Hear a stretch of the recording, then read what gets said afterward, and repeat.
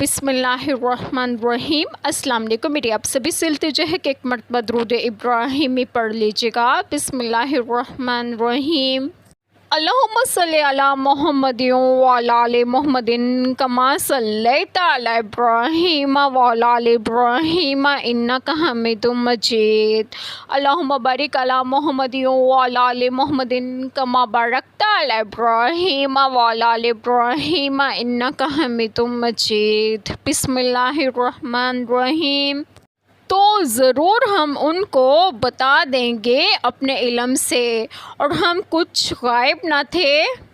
بسم اللہ الرحمن الرحیم۔ آج جو بات میں آپ لوگوں سے ڈسکس کروں گی وہ یہ ہے کہ اس آیت کریمہ میں ہے کہ تو ضرور ہم ان کو بتا دیں گے، رسولوں کو بھی اور ان کی امتوں کو بھی، کہ انہوں نے دنیا میں کیا کیا اپنے علم سے، اور ہم کچھ غائب نہ تھے۔ یعنی قیامت کے دن ہم اپنے علم کی بنیاد پر لوگوں کو ان تمام اعمال کا حال سنائیں گے جو وہ دنیا میں کرتے تھے جب وہ عمل کر رہے تھے، تو ہم اس وقت غائب نہیں تھے، ہم ان کو دیکھ رہے تھے، ان کے تمام اعمال ہمارے علم میں تھے، جیسے کہ ارشاد فرمائے ترجمہ،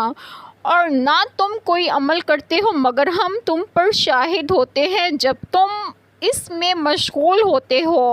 اور تیرے رب سے کوئی ذرہ برابر چیز نہ زمین میں غائب ہوتی ہے اور نہ آسمان میں، اور نہ اس سے کوئی چھوٹی چیز ہے اور نہ بڑی، مگر ایک واضح کتاب میں موجود ہے۔ اور فرمایا ترجمہ، جس دن اللہ ان سب کو اٹھائے گا، پھر انہیں بتائے گا جو انہوں نے کیا، اللہ نے اسے محفوظ رکھا اور وہ اسے بھول گئے، اور اللہ ہر چیز پر گواہ ہے۔ کیا تو نے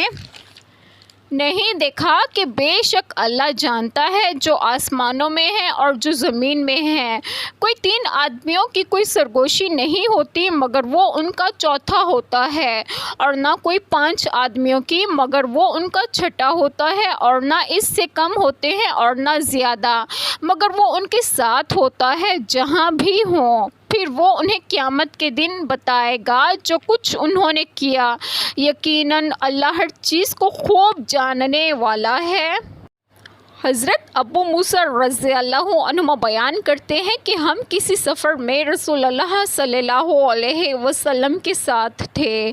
تو ہم جب کسی وادی پر چڑھتے تو لا الہ الا اللہ اور اللہ اکبر کہتے اور اپنی آواز کو بلند کرتے۔ رسول اللہ صلی اللہ علیہ وسلم نے فرمایا، اے لوگو، اپنی جانوں پر رحم کرو، تم نہ کسی بہرے کو پکار رہے ہو اور نہ غائب کو، وہ تو تمہارے ساتھ ہے، سننے والا اور قریب ہے۔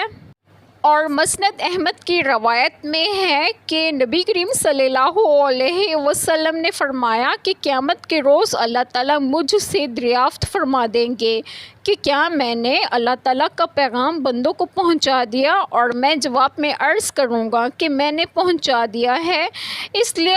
تم سب اس کا اہتمام کرو کہ جو لوگ حاضر ہیں وہ غائبین تک میرا پیغام پہنچا دیں۔ مظہری غائبین سے مراد وہ لوگ ہیں جو اس زمانے میں موجود تھے مگر اس مجلس میں حاضر نہ تھے، اور وہ نسلیں بھی جو بعد میں پیدا ہوں گی، ان تک رسول اللہ صلی اللہ علیہ وسلم کا پیغام پہنچانے کا مطلب یہ ہے کہ ہر زمانے کے لوگ آنے والی نسل کو اس پیغام کو پہنچانے کا سلسلہ جاری رکھیں تاکہ قیامت تک پیدا ہونے والے تمام بنی آدم کو یہ پیغام پہنچ جائے۔